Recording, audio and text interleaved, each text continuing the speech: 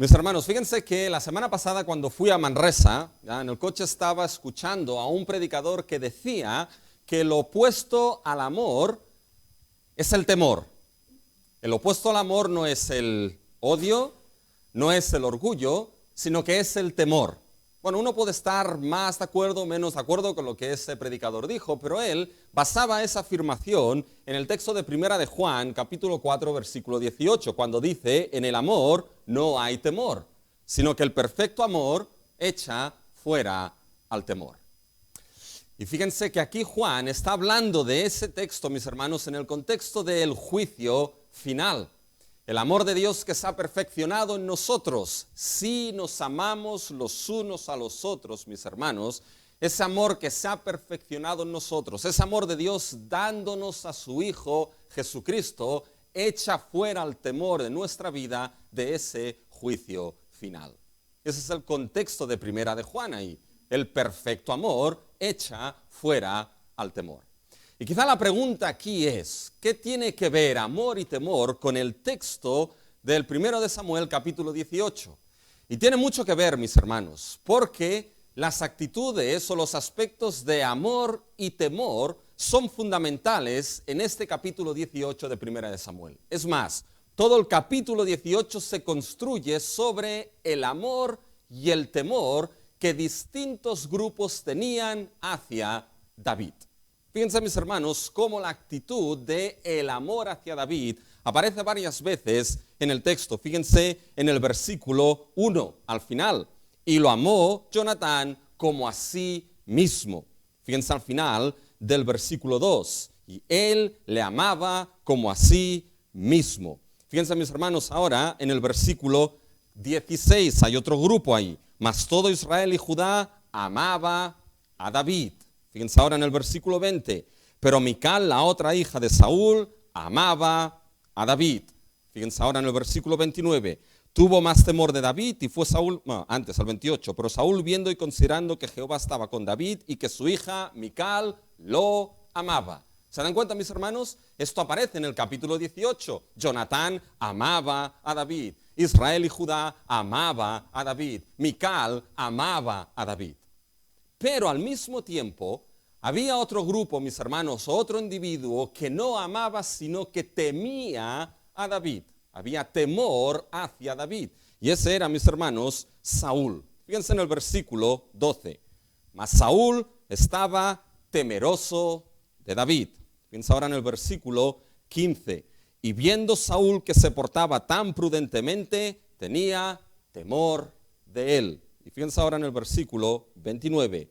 Tuvo más temor de David. ¿Se dan cuenta, mis hermanos? Amor y temor hacia David es la base sobre la que se construye este capítulo 18 de 1 de Samuel. Así que tengan este capítulo, mis hermanos, abierto delante de ustedes en el día de hoy, porque esas dos actitudes, amor y temor, no aparecen, mis hermanos, en cualquier momento en la historia en la cual nos encontramos. Aparecen en un momento concreto y específico e importante de la historia en ese momento, mis hermanos. Porque fíjense que hemos visto de que Dios rechazó a Saúl como rey. Y Dios escogió a David como su rey. Dios, nos dice, y lo vimos, se proveyó a rey para sí mismo. Y ese rey que Dios se proveyó fue David. Y vimos a David, mis hermanos, peleando contra lo que eran los enemigos de su pueblo, peleando siendo el representante del pueblo de Dios y venciendo a Goliat. Y David trajo lo que era el conocimiento de Dios y la realidad de la salvación en medio de su pueblo, y todo el pueblo de Dios participó de la victoria de su rey y salvador. Y es aquí, mis hermanos, después de esto, cuando nos damos cuenta de que la fama de David empieza a crecer. La fama de David, mis hermanos, y que David empiece a tomar su sitio como rey legítimo que Dios ha escogido y que Dios se ha provisto, empieza a crecer. Y a medida que esa posición de David y fama de David empieza a crecer, ¿saben lo que crece? Esas dos actitudes. Unos lo amaron, pero al mismo tiempo, mis hermanos, que esa fama de David crece, también empezó a crecer el temor de otros. Otros le temieron hasta la muerte misma. Y esto, mis hermanos, este amor y temor que crece de manera conjunta, es esencial que lo entendamos en este capítulo, sobre todo para cuando llegamos al final del mensaje, mis hermanos.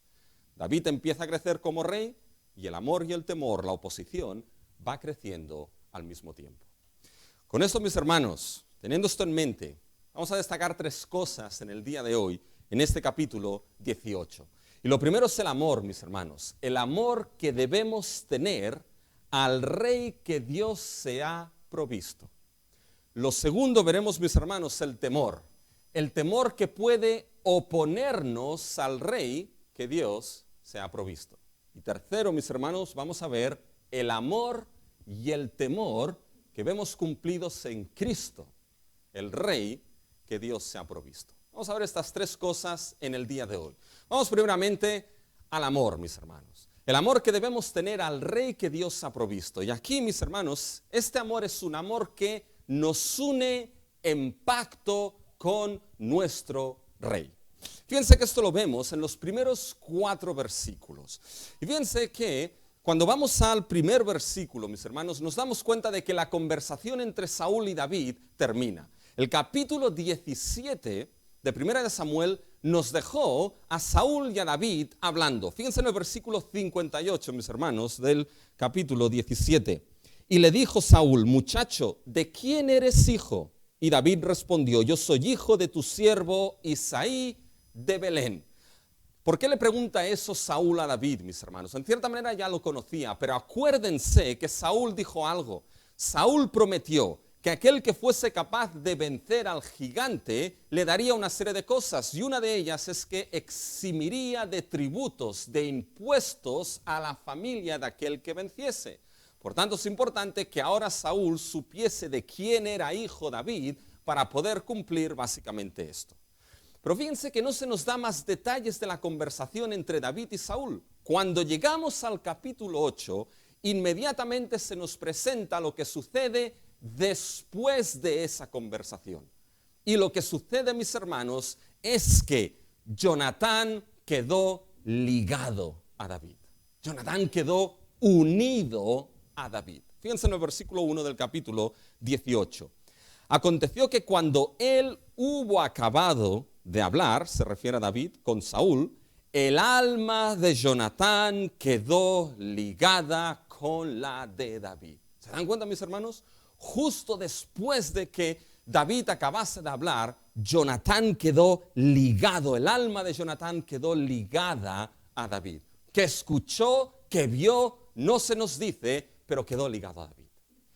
Y esa unión, mis hermanos, esa unión entre Jonatán y entre David, mis hermanos, no fue una unión superficial. No fue cualquier tipo de unión, sino que fue una unión profunda y esencial. Y lo sabemos porque en esos versículos, mis hermanos, los versículos del 1 al 3, hay una palabra que se repite 4 veces, que nosotros por traducción no la tenemos. Pero fíjense, yo les voy a leer lo que es estos 3 versículos con esa palabra que se repite. Ustedes síganlo en sus Biblias, mis hermanos, y van a ver cuál es la palabra que se repite. El texto literalmente dice lo siguiente. Fíjense, a partir del versículo 1, dice: aconteció que cuando hubo acabado de hablar con Saúl, el alma de Jonatán quedó ligada al alma de David, y lo amó Jonatán como a su propia alma. Y Saúl le tomó aquel día y no le dejó volver a casa de su padre. Hicieron pacto Jonatán y David porque le amaba como su propia alma. ¿Se dan cuenta la palabra que aparece 4 veces, mis hermanos? Es la palabra alma. El alma de Jonatán quedó ligada a la de David porque lo amó como su propia alma. Nosotros le tenemos la traducción como a sí mismo, y está bien. Pero lo amó como a su propia alma, mis hermanos. Se hicieron pacto, mis hermanos, y esas almas quedaron unidas.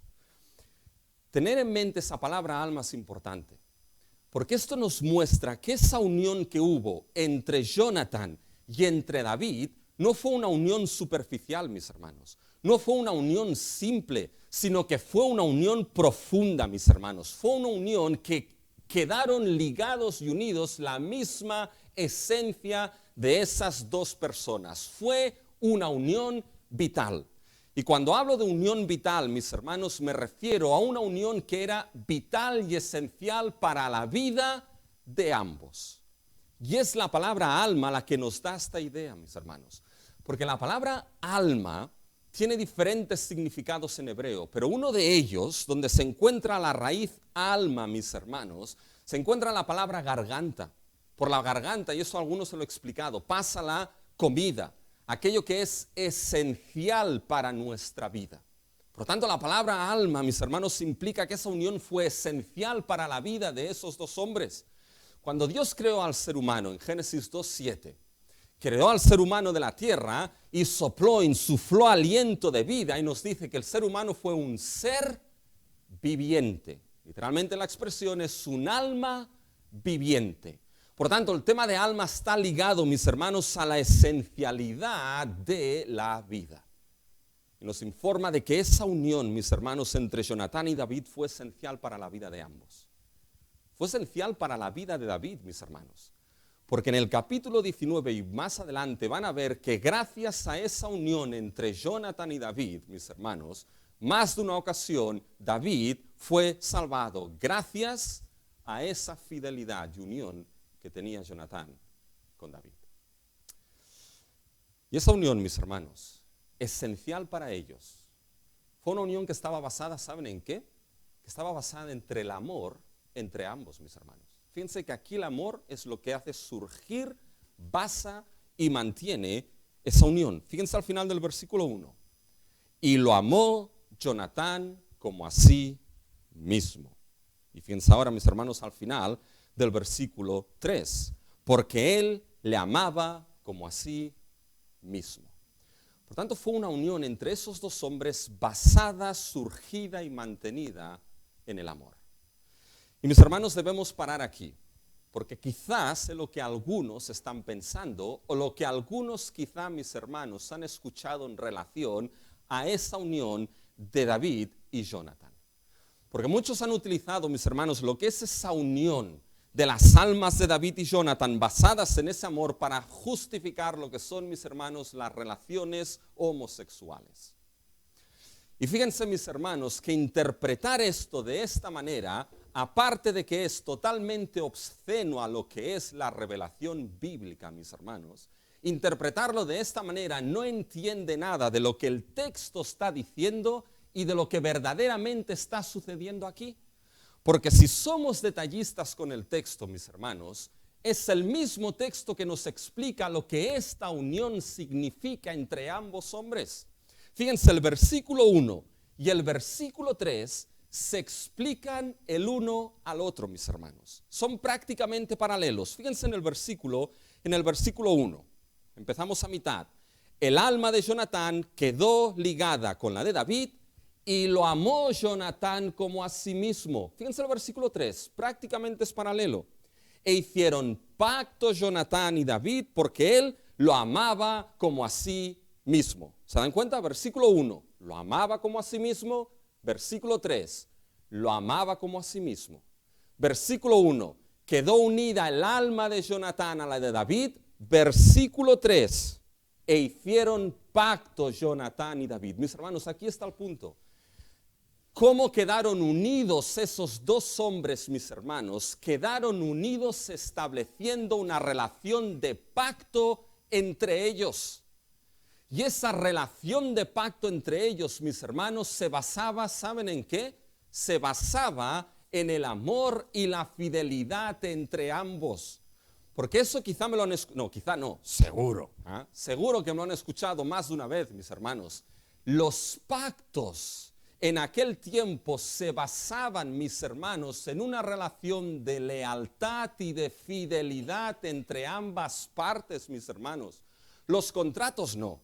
Los contratos se basaban en ¿qué? En beneficios y en intereses personales. Cuando alguien es contratado, mis hermanos, en un trabajo, yo estoy seguro que no van al jefe y le dicen, no, es que le amo mucho y soy fiel a usted. El jefe dirá, bueno, mañana ya no vengas, ¿sabes? Mañana ya no vengas. Pero mis hermanos, ¿se basan en qué? En beneficios y en intereses personales. Los contratos surgen, se basan, se mantienen en eso. Los pactos no, mis hermanos. Los pactos no surgen en intereses personales, no se basan en beneficios, surgen y se mantienen en un amor leal y fiel entre ambas partes. En el Antiguo Testamento hay dos palabras que son claves para hablarnos de esa relación. Y se lo he dicho más de una vez. Cuando Dios establece pacto con su pueblo, mis hermanos, las dos palabras que explican la esencia, el corazón de esa relación de pacto es amor leal y fidelidad entre ambas partes. Y la relación que mejor ejemplifica esto que es, mis hermanos, es el matrimonio. El matrimonio no es un contrato, mis hermanos. Aun y cuando el mundo de hoy en día quiera venderlo como un contrato, el matrimonio no es un contrato. No se basa en beneficios personales que si no los tengo lo puedo romper cuando quiera. El matrimonio bíblicamente es un pacto entre ambas partes que se basa, mis hermanos, en el amor leal y la fidelidad entre ambas partes, mis hermanos. Acaben saliendo patas de gallo y barriga, lo que sea, el amor y la fidelidad se mantienen, mis hermanos. ¿Se dan cuenta? Eso es lo que nos encontramos cuando vamos a las Escrituras. Fíjense el pacto que Dios realizó, mis hermanos, con su pueblo. ¿Qué es lo que le dijo Dios a Israel en Deuteronomio 7, los versículos de 7 al 8? No os escogí por ser vosotros más que todos los pueblos, sino por cuanto os amó Jehová. Y mis hermanos, ¿cuál es el primer mandamiento que permite que el pueblo de Dios redimido obedezca a su Dios? ¿Saben cuál es el primer mandamiento? ¿Qué es lo que le dijo Dios a Israel? Oye Israel, Jehová nuestro Dios, Jehová uno es. Y amarás al Señor tu Dios de todo corazón, con todo lo que tú eres, de toda tu alma, es decir, lo amarás como algo vital y esencial para tu vida y con todas tus fuerzas. Harás esto al extremo, hasta el fin, mis hermanos. ¿Se dan cuenta? El pacto se basaba en esa relación de amor y fidelidad entre ambas partes y es lo que está sucediendo aquí, mis hermanos. Esos dos hombres quedaron ligados conforme la cultura y el tiempo, mis hermanos. La relación de pacto en aquella cultura y en aquel tiempo, ese amor nada tenía que ver, mis hermanos, con un amor sexualizado que muchos han interpretado hoy en día para defender muchos de ellos sus propias agendas, mis hermanos. Esto no va por aquí. El contexto es que hicieron pacto. Y ese pacto se basó en amor y fidelidad entre ambas partes. Hasta el punto, mis hermanos, que Jonatán fue capaz casi de poner su vida para defender la vida de David, mis hermanos. ¿Se dan cuenta? Esto es lo que está sucediendo aquí. Quedaron unidos en pacto. Fíjense, un amor que los unió un pacto. Un amor que unió a Jonatán en pacto con ese rey. ¿Saben lo que es interesante aquí, mis hermanos? Es que ¿qué es lo que vio Jonatán? ¿Qué es lo que escuchó Jonatán para hacer algo así? Que después que David acabase de hablar, ¡pam!, quedó ligado a él en pacto. ¿Qué vio? ¿Qué escuchó? ¿Saben lo que vio y qué escuchó? No lo sabemos, mis hermanos, porque no se nos dice. Pero ahí estaba, mis hermanos, Jonatán, que había visto a David vencer al gigantón Goliat, mis hermanos. Lo escuchó hablar y Jonatán vio y Jonatán escuchó y Jonatán dijo, este joven pastor, este es el rey que Dios ha escogido. No es mi padre loco, no es mi padre loco que casi acabó con el pueblo en medio de la batalla porque no les dejaba comer. No es ese loco de mi padre que casi me mata porque comí un poquito de miel. No es ese loco de mi padre que actuó en contra de la gran salvación que Dios estaba obrando en medio de su pueblo con esos filisteos. No es mi padre, es este joven.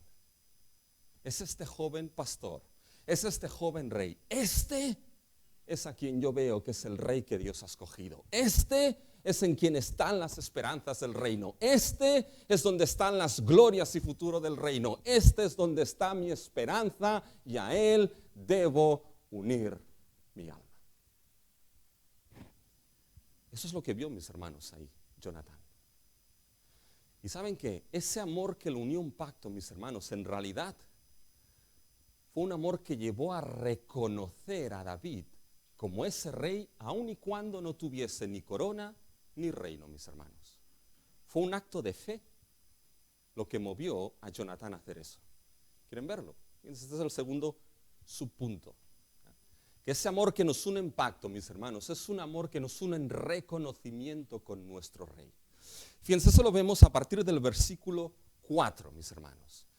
Y los versículos del 5 al 8. Tenemos aquí una serie de reconocimientos, mis hermanos. Hay una serie de reconocimientos de que David es rey. El primero es el que surge del amor, que es el de Jonatán. El resto surgen, mis hermanos, de otro. Pero fíjense, vamos a verlos. Fíjense el versículo 4. ¿Qué es lo que hace Jonatán ahí?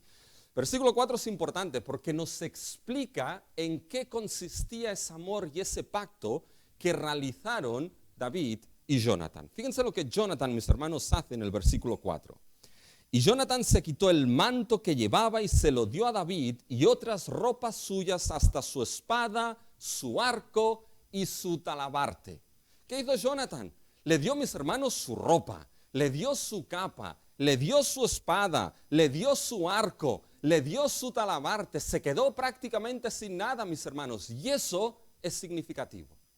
Porque lo que Jonatán dio, mis hermanos, a David, fueron, mis hermanos, aquellas ropas y aquellas armas que legítimamente le pertenecían a él como heredero del trono, mis hermanos.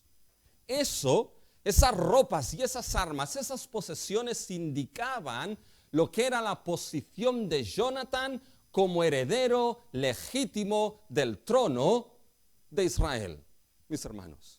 ¿Y qué es lo que hace aquí Jonatán? ¿Saben lo que hace, mis hermanos? Da todas estas cosas ¿a quién? A David. ¿Qué es lo que estaba haciendo Jonatán, mis hermanos? Jonatán estaba en cierta manera dejando sus derechos y dejando su posición, renunciando a ellos y reconociendo que aquel que era el rey legítimo de su pueblo, escogido por Dios, ese era David.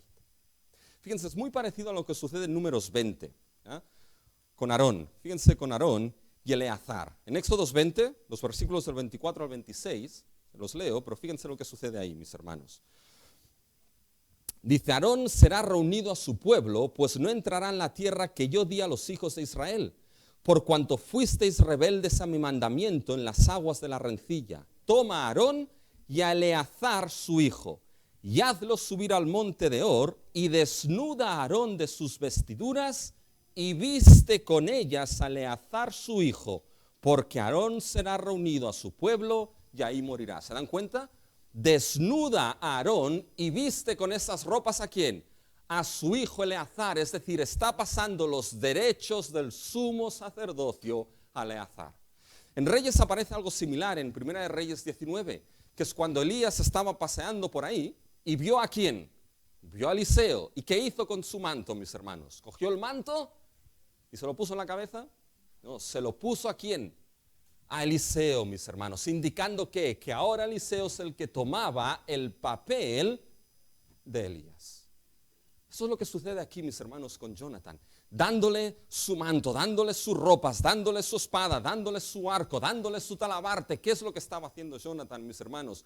Por fe estaba reconociendo de que ese David era el rey legítimo del pueblo, de que ese rey, de que ese David era el que tenía la posición legítima de trono en el pueblo, de que no era él, sino que era, mis hermanos, David.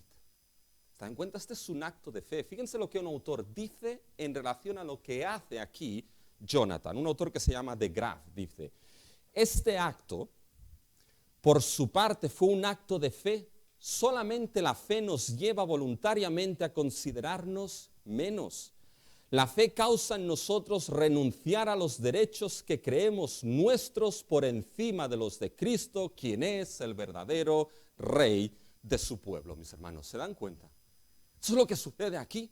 David, mis hermanos, Jonatán vio en ese David, aunque no tenía corona y aunque no tenía reino, vio al verdadero rey. Y esa fe le llevó no solamente a reconocerlo, sino, mis hermanos, a renunciar a sus propios derechos en su vida para que ahora ese rey gobernase el reino y su vida. ¿Se dan cuenta del reconocimiento, mis hermanos? Y ese reconocimiento es sustentado por dos reconocimientos más, el de las mujeres y el de Saúl, mis hermanos. Fíjense, ¿qué es lo que sucede después a partir de aquí? Fíjense a partir del versículo 5 en adelante. Y salía David a donde quiera que Saúl le enviaba y se portaba prudentemente. Quédense con esta frase, se portaba prudentemente, porque la veremos más adelante, ¿ya? Y fíjense, salían a la guerra, David, Saúl, vencían, y cuando llegan, mis hermanos, de una campaña militar, que esa campaña militar termina, ¿ya? Piensen en quién es Saúl, Acuérdense que hemos visto a Saúl, que tenía un poco de orgullo, ¿se acuerdan? Era un poquito arrogante, ¿se acuerdan? Bueno, pues ahí vienen, mis hermanos, David y Saúl de la victoria, mis hermanos, de la victoria en batalla. Y ahí salen, mis hermanos, las mujeres de Israel a recibir ¿a quién? A recibir a Saúl. A recibir a Saúl. ¿Y qué hicieron las mujeres? Bueno, hicieron lo que se hacía en aquel tiempo, mis hermanos. Cantaron, bailaron, danzaron, compusieron una canción, mis hermanos, que en aquel tiempo los hombres se iban a la guerra, y cuando volvían las mujeres componían esas canciones para dejar escrito, mis hermanos, en la memoria las victorias que se habían conseguido. Pues eso es lo que sucede aquí, mis hermanos. Llega Saúl. Ahora es el momento de Saúl. Este, mis hermanos, es el gran momento. Ahí llega Saúl, victorioso. Quizá David llega detrás, mis hermanos. ¿Y qué es lo que sucede? Salen las mujeres y empiezan a cantar. Fíjense el versículo 6. Aconteció que cuando volvían ellos, cuando David volvió de matar a los filisteos, salieron las mujeres de todas las ciudades de Israel cantando y danzando para recibir al rey Saúl. Y Saúl estaba ahí, vienen a recibirme, ¿ya? Por ahora fíjense, mis hermanos, seguimos adelante. Con panderos, con cánticos de alegría y con instrumentos. Y Saúl, ahora este momento, mi triunfo de gloria, mi desfile de gloria. Y empieza la canción, mis hermanos. Y fíjense en el versículo 7. Y cantaban las mujeres que danzaban y decían, Saúl hirió a sus 1000, bien, y David a sus 10,000. Zasca, mis hermanos. Así de claro en toda la cara de Saúl.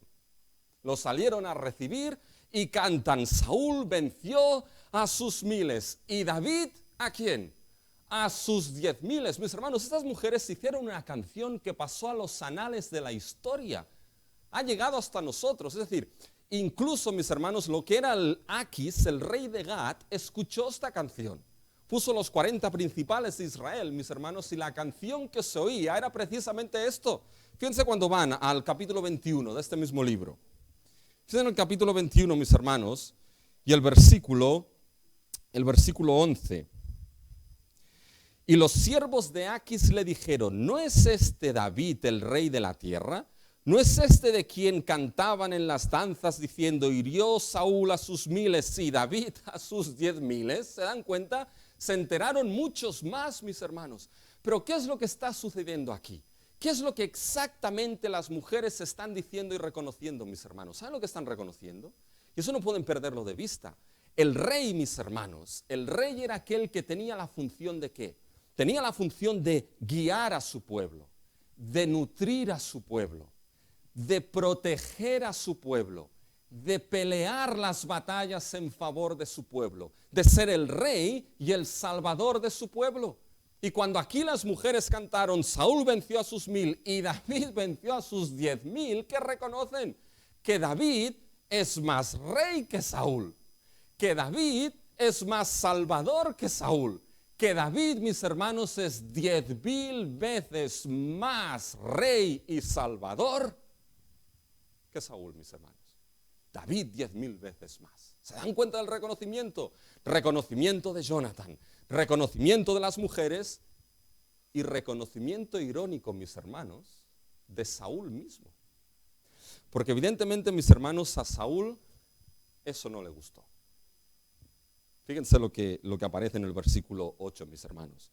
Y se enojó Saúl en gran manera y le desagradó este dicho y dijo, a David dieron 10,000 y a mí 1000. Es que la verdad, mis hermanos, que cuando se reconoce a otro antes que nosotros, a veces las cosas pican, a veces las cosas pican. Y aquí no le gustó. A él 10,000 y a mí 1000. Y fíjense cómo acaba el versículo 8, con una hermosa ironía, mis hermanos.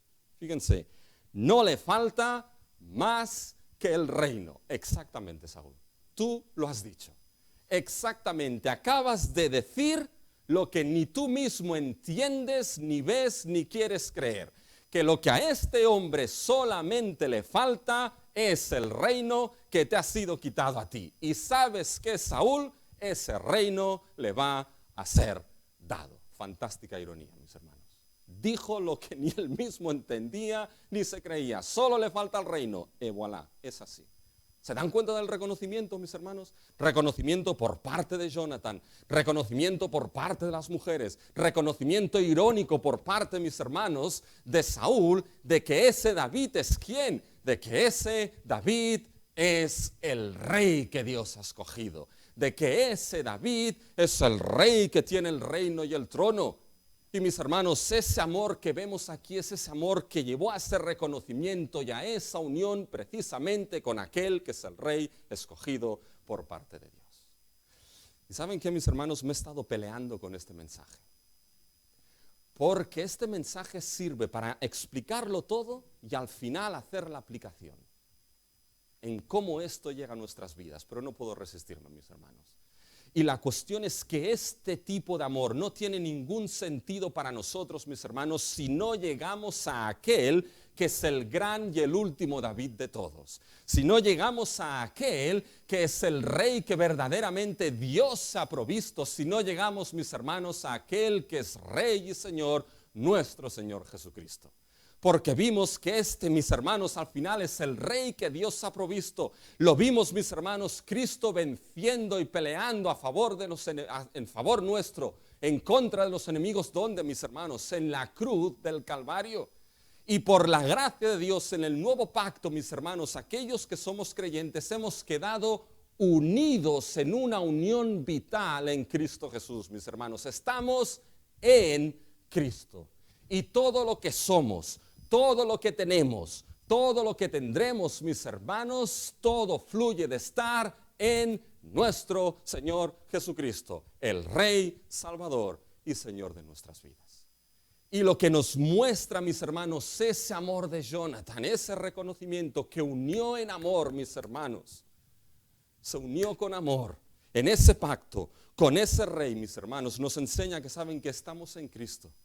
Pero, mis hermanos, nuestras almas deben estar unidas en amor en aquel que es nuestro Rey y Señor, que es Cristo Jesús. Debemos amar a Cristo Jesús de todo nuestro corazón, de toda nuestra alma y con todas nuestras fuerzas, en una relación de amor y de fidelidad a Él, mis hermanos. Si ahora Cristo nos hiciese la misma pregunta que le hizo a Pedro, si me hiciese a mí esa pregunta, Rubén, ¿me amas? Pongan su nombre ahí. Quien seas, ¿me amas? ¿Cuál sería nuestra respuesta, mis hermanos? Si Cristo nos preguntase, ¿cuál es tu fidelidad y tu lealtad a mí en tu vida? ¿Cuál sería nuestra respuesta? Mis hermanos, saben que es un acto de fe como el que tuvo Jonathan. Porque, mis hermanos, quizá no contemplamos todavía esa corona puesta sobre la cabeza de Cristo. Quizá no contemplamos lo que es ese reino de justicia y de salvación plenamente cumplido, mis hermanos, pero por fe contemplando al Rey que Dios ha provisto, Cristo Jesús, en medio de la aflicción, en medio de la debilidad, en medio de las tribulaciones, mis hermanos, podemos ver a aquel que un día reinará triunfante. Y es aquel que por la pura gracia de Dios, uno debe decir a Él, uno, mi alma. Porque Él es quien me amó y a Él es a quien voy a amar. Por la pura gracia mayor de nuestro Dios, mis hermanos. Porque si esa actitud no está, ¿saben cuál es la otra actitud en el texto, mis hermanos? Es el temor. Y es ese temor, mis hermanos, que nos puede poner en oposición, mis hermanos, al Rey que Dios se ha provisto. Y primero es un temor, mis hermanos, es el temor que no ama, sino que mata. Fíjense, esto lo vemos a partir del versículo 8 hasta el final del capítulo.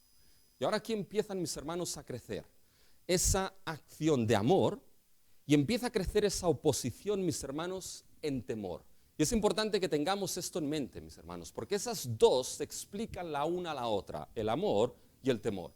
Fíjense, a partir del versículo 8 empieza a levantarse la oposición, esa oposición en temor. Pero es sobre todo en los versículos 12 al 15 donde aparece ese temor, mis hermanos. Ahí es donde la palabra temor se repite. Fíjense en el versículo 12. Mas Saúl estaba temeroso de David. Fíjense ahora en el 15. Y viendo Saúl que se portaba tan prudentemente, tenía temor de él. Y al final en el versículo 29 vuelve a aparecer, tuvo más temor de David. Muy bien, mis hermanos, ese temor que empieza a levantarse en Saúl, no es como el temor de Proverbios 1:7. El principio de la sabiduría es que el temor de Jehová. No es ese temor de reconocimiento y de honra y de honor. No. Es ese temor, mis hermanos, cuyo objetivo último, cuyo destino último, mis hermanos, es ese temor cuyo objetivo último era matar a David, mis hermanos. Era matar al otro que se temía. Y fíjense, los versículos del 8 al 30, mis hermanos, hay tres intentos de matar a David. 3 strikes, en cierta manera.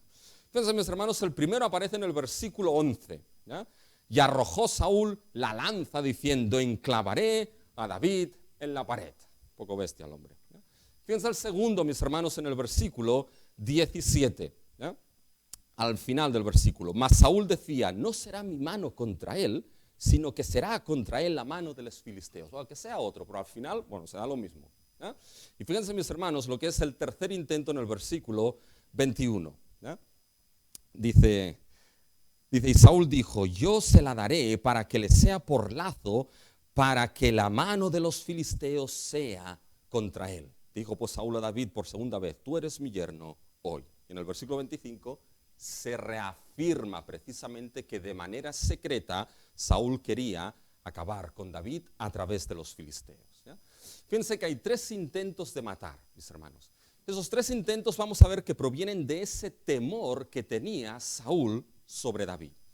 Pero fíjense, hay algo interesante aquí. Lo primero es que cuando las mujeres cantaron, Saúl venció a sus 1000 y David a ¿cuántos, mis hermanos? Están atentos, muy bien. A sus 10,000, mis hermanos, evidentemente no les sentó bien esto a Saúl, lo hemos visto. ¿Y saben cómo miró a David? Lo miró con ojo malo, Fíjense en el versículo 9. Y desde aquel día Saúl no miró con buenos ojos a David. ¿Qué tipo de ojos eran estos no buenos ojos? Fíjense el versículo 8, mis hermanos. Y se enojó Saúl en gran manera y le desagradó este dicho. ¿Ven esa palabra, se desagradó? Literalmente, mis hermanos, es ojo malo. Es decir, no le sentó, mis hermanos, bien, sino algo malvado y perverso a los ojos de Saúl.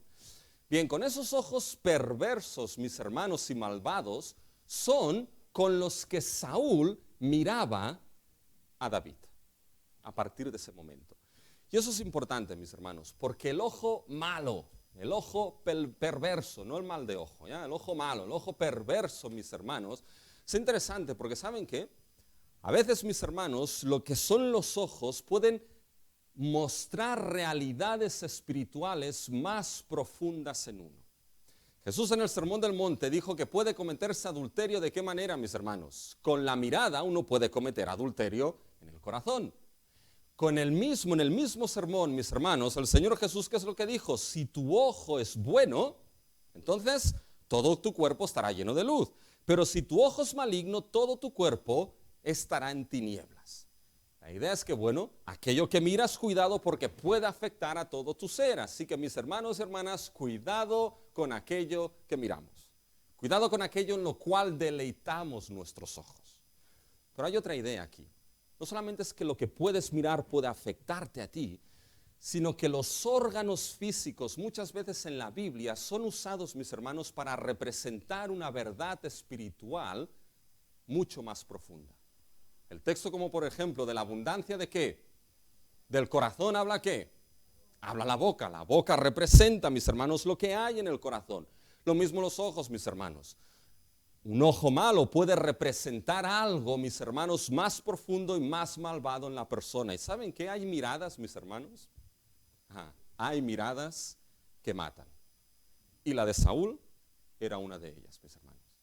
Y es importante entender esto, que lo que había en el corazón de Saúl por David ya era ese mal hacia David. ¿Y por qué eso es importante?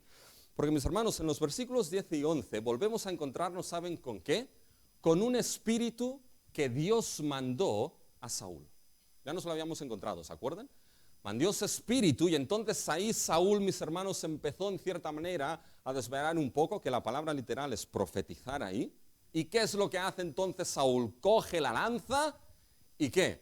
Y la lanza a David, enclavaré a David. Y David, dos veces, mis hermanos, consiguió esquivar esa lanza. Es importante entender esto, porque uno dice, entonces Saúl quiso matar a David y fue culpa de Dios, porque le mandó ese espíritu y el hombre acabó medio así, fuera de sus sentidos y le tiró esto. Pero mis hermanos, no se olviden de que el ojo de Saúl ya era malo en relación a David. Y ese espíritu, mis hermanos, fue dado como espíritu de juicio sobre Saúl. Por tanto, mis hermanos, lo único que ese espíritu hizo fue, en cierta manera, abrir la caja de Pandora de lo que ya había en Saúl, que era básicamente querer matar, mis hermanos, a David. ¿Se dan cuenta? Fíjense, ese es el primer intento. Ahora, la pregunta es, ¿por qué quería matarlo exactamente Saúl? Y la respuesta está en los versículos del 12 en adelante. Fíjense, ahí tenemos que tomar un poquito de atención en esos versículos. ¿Ya? Fíjense, mis hermanos, mas Saúl estaba temeroso, ¿se dan cuenta? Ahora la raíz, la causa de querer matarlos por ese temor.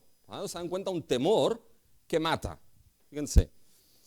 Mas Saúl estaba temeroso de David por cuanto Jehová estaba con él y se había apartado de Saúl. Por lo tanto, la causa por la cual Saúl tenía temor es porque Jehová estaba ¿con quién?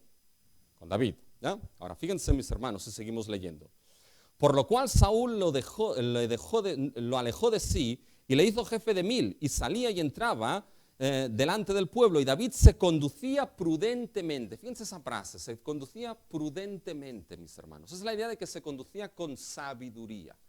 Y eso es muy importante, porque recuerden que el rey de Israel tenía que conducirse ¿cómo, mis hermanos? Sabiamente, ¿según qué? La ley de Dios, guardar la ley de Dios. Así es como se conducía aquí David. ¿Ya? Entonces, sigan leyendo, mis hermanos. Versículo 14. Y David se conducía prudentemente en todos sus asuntos y Jehová estaba con él.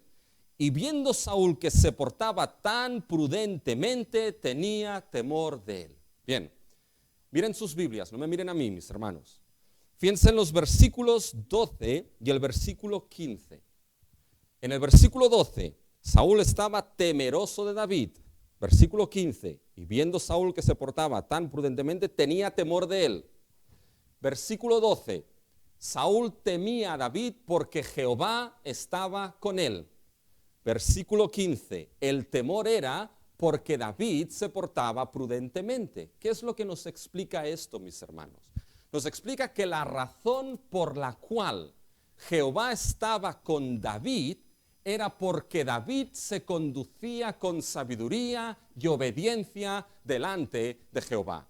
Y esto es lo que producía temor a los ojos de Saúl. ¿Saben lo que vio Saúl, mis hermanos, en David?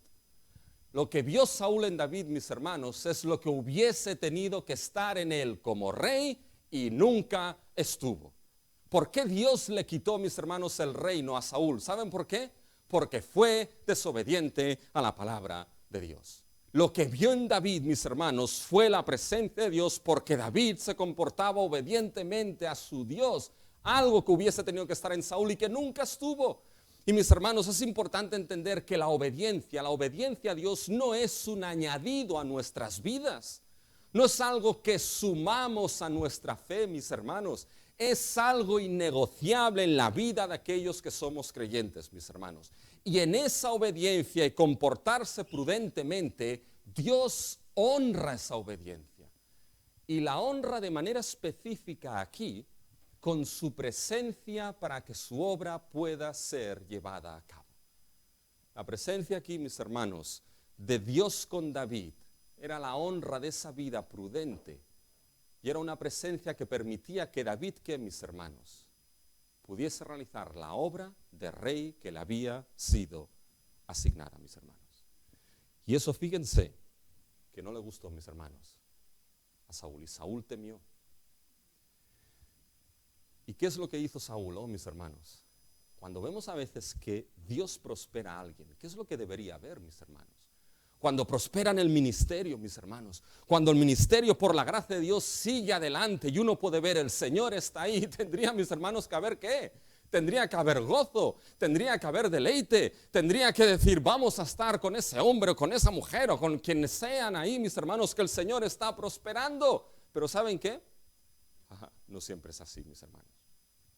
Cuando vemos que quizá los otros van adelante y yo me quedo un poco atrás, Saúl tuvo temor. ¿Y qué es lo que intentó Saúl? Cuidado con ese temor. ¿Saben qué es lo que intentó?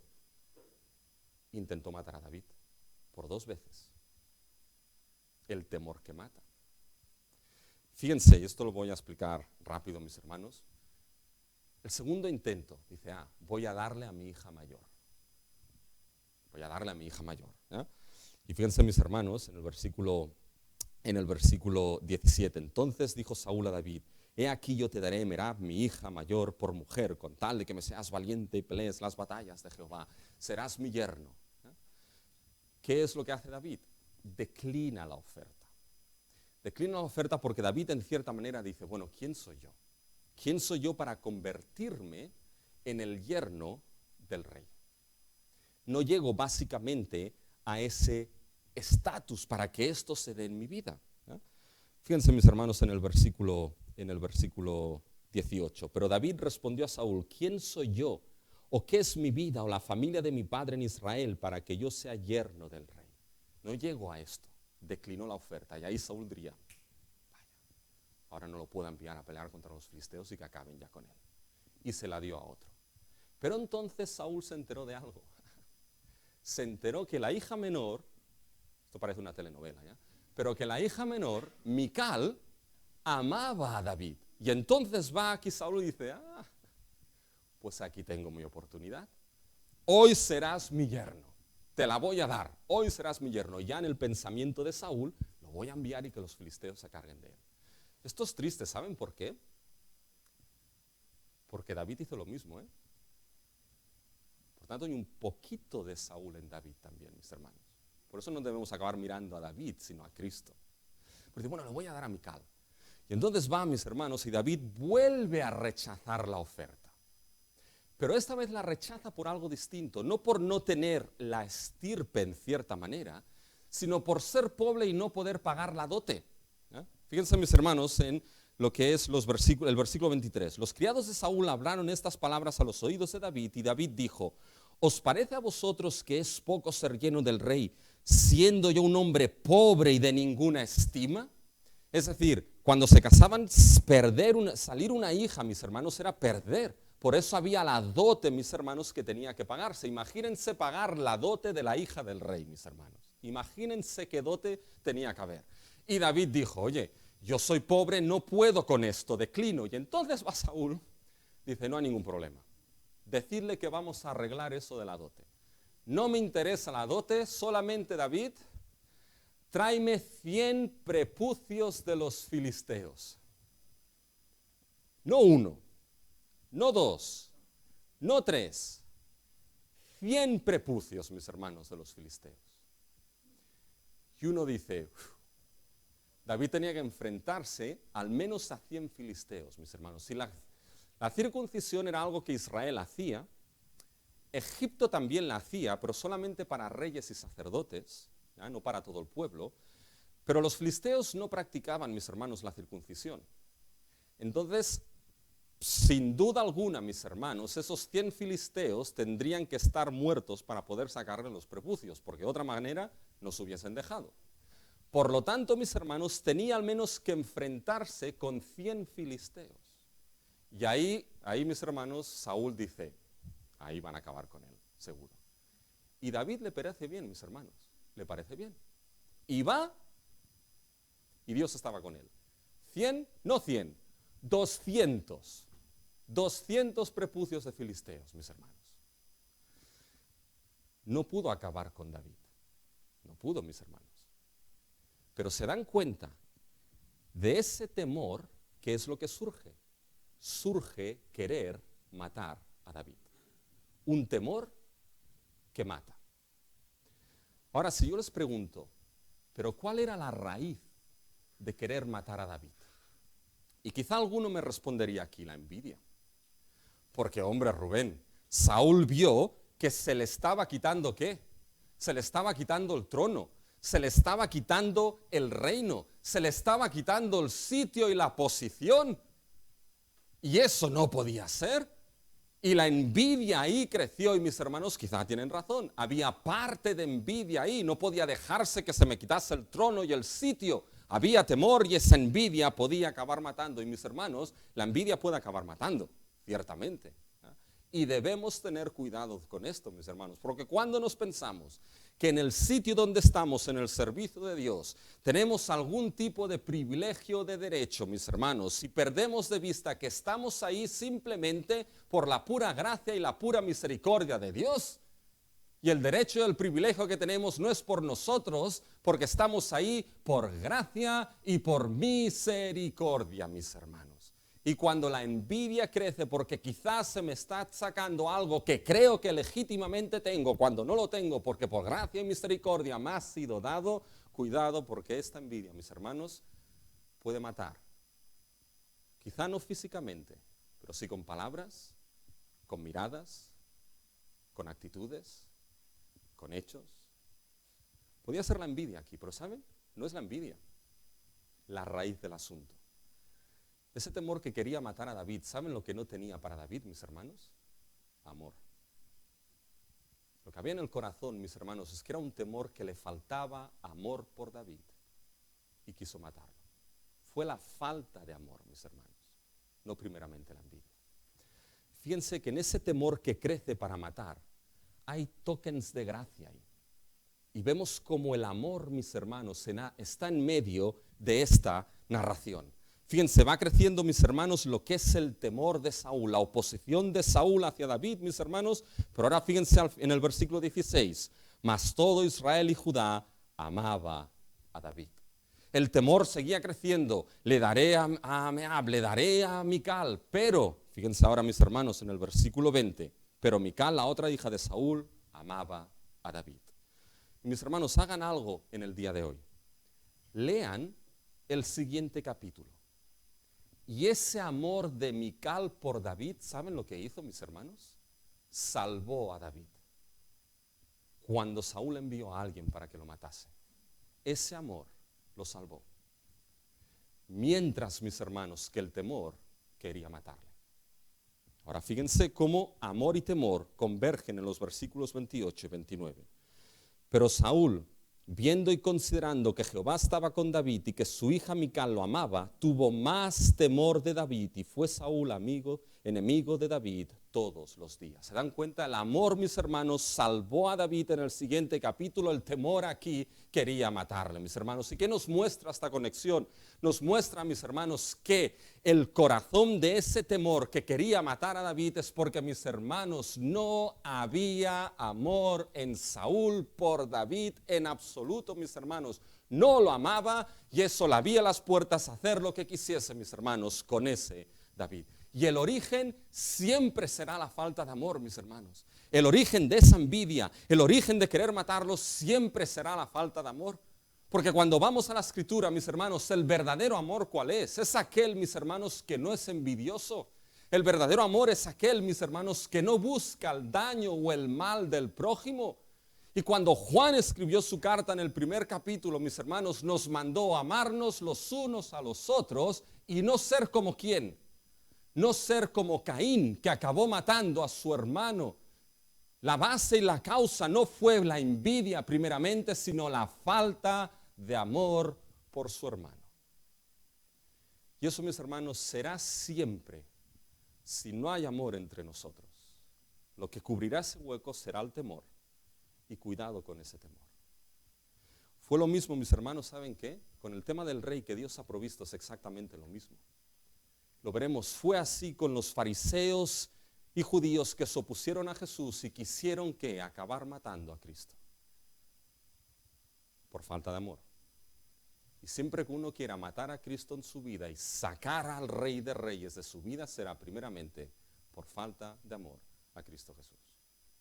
Un temor, mis hermanos, que no ama, sino que mata. Y ahora sí, debo ir cerrando, mis hermanos. Fíjense, ese temor es un temor ciego a la realidad de la presencia de Dios. Porque fíjense, en todo este texto, mis hermanos, 3 veces se dice, ¿saben qué? Que Dios, Jehová, estaba ¿con quién? Estaba con David. 3 veces. Y gracias a que Dios estaba con David, mis hermanos, no se le tocó el pelo antes de tiempo a David. Pero ¿saben lo que es irónico aquí y triste al mismo tiempo? Que si se reconocía que Jehová estaba con David, si se reconocía que Jehová estaba, mis hermanos, con ese rey, mis hermanos, lo coherente entonces sería que sería no querer matar a ese rey, sino ligar el alma y la vida con ese rey, con quien Dios estaba, mis hermanos. Si encuentras al rey, con quien Dios está de principio a fin, une por la gracia de Dios tu vida a Él.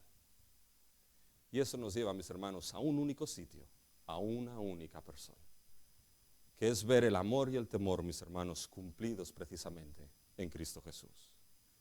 Y lo que debemos ver, mis hermanos, es que el amor y el temor son esas 2 actitudes hacia Cristo como Rey. Fíjense cómo llevamos este texto de 1 Samuel 18 a nuestras vidas. Mis hermanos, lo que nos damos cuenta aquí es que David, a medida que su ministerio va creciendo, crecen esas 2 actitudes, amor y temor. Unos lo amaban y la oposición crecía en temor queriéndole matar. ¿Saben qué, mis hermanos? Esto es precisamente lo que sucedió en el ministerio de nuestro Señor Jesucristo. Porque cuando Él entró públicamente en ese ministerio y empezó a predicar, arrepentíos porque el reino de los cielos se ha acercado, mis hermanos, esas 2 actitudes empezaron a crecer en relación a Cristo Jesús. Hubo aquellos, mis hermanos, que amaron a Cristo.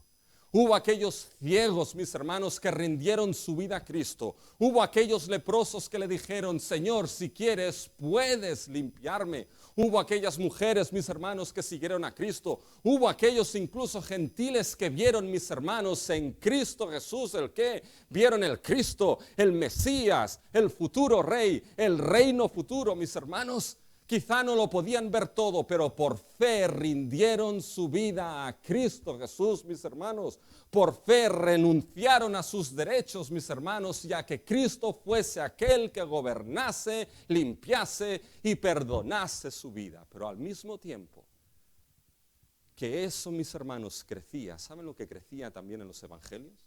Y Mateo es claro en esto. Va creciendo la oposición a Cristo. Y va creciendo la oposición de las autoridades religiosas y de las autoridades de los escribas y los saduceos y los fariseos, mis hermanos. Y esa oposición va creciendo. Este no puede ser el Cristo. Y esa oposición va creciendo. Y establecieron en su corazón que cualquiera que dijese que Jesús era el Cristo sería echado de la sinagoga. Y esa oposición va creciendo. Y es necesario que un hombre muera para el bien de todo el pueblo. Y esa oposición fue creciendo hasta que el pueblo clamó, crucificadlo y crucificadlo. Ese temor y esa oposición creció hasta llevar a Cristo a la cruz. Mis hermanos, lo que vemos aquí en David es lo que vemos cumplido en Cristo Jesús. ¿Y saben lo que nos muestra esto? Te muestra 2 cosas. Y con eso termino. Te muestra 2 cosas. Que entonces en relación a Cristo solamente hay 2 actitudes. O bien amas a ese Rey que Dios ha provisto, que es Cristo Jesús, o bien le temes y quieres matarlo de tu vida. O bien le amas y escuchas como Jonathan escuchó. Escucha a Cristo Jesús esas palabras de arrepiéntete de tus pecados, cree en el Evangelio, esas palabras de que Cristo Jesús es el que trae salvación y vida eterna, del que beba de mí no tendrá sed jamás, sino que le daré vida eterna. Escucha esas palabras, mira como Jonathan miró y cree como Jonathan creyó, que dejó lo que son los derechos de su vida en reconocimiento de Cristo el Rey para que reinase su vida. Y aunque quizá no veas ese reino plenamente cumplido, por fe ve el día y ese rey en que toda rodilla se doblará delante de Cristo Jesús. ¿Cuál es tu actitud frente a Jesús el Rey? Esa actitud solamente es por gracia, por esa gracia mayor de Cristo Jesús. Pero Pero si esa actitud no está, la otra, ¿saben lo que es? Ese temor que mata, mis hermanos. Ese temor de no reconocer de que Cristo no quiere que me quite la posición de mi vida. Y querer acabar con todo lo que es Cristo en mi vida. Pues bien, debes saber que Dios estuvo y está con Cristo. Que en la cruz lo sostuvo, que en la resurrección lo vindicó, y en su regreso, mis hermanos, el Padre le ha dado un nombre que sobre todo nombre, y bajo ese nombre toda rodilla se doblará, que Jesús es el Señor. Quiera la gracia de Dios, que hoy mires a Cristo, y en su gracia puedas unir tu vida, y amar a Cristo Jesús como Rey, Señor y Salvador. Déjeme acabar en oración. Nuestro Dios y nuestro Padre Celestial, venimos delante de ti, Señor, y queremos darte las gracias, Señor, y Padre nuestro, por el Rey que nos has dado, Cristo Jesús. En tu gracia ayúdanos a amarlo, en tu gracia ayúdanos a ser fieles a Él. Ese perfecto amor cumplido en nosotros echa fuera todo el temor, pero te pedimos, Señor, que en el día de hoy, si hay alguien que todavía no ha mirado, no ha escuchado, como Jonathan escuchó a ese rey, no ha mirado y no ha escuchado a Cristo, oh Señor, por tu gracia, ríndelo a los pies de la cruz para salvación y vida eterna. En el nombre de Cristo Jesús. Amén.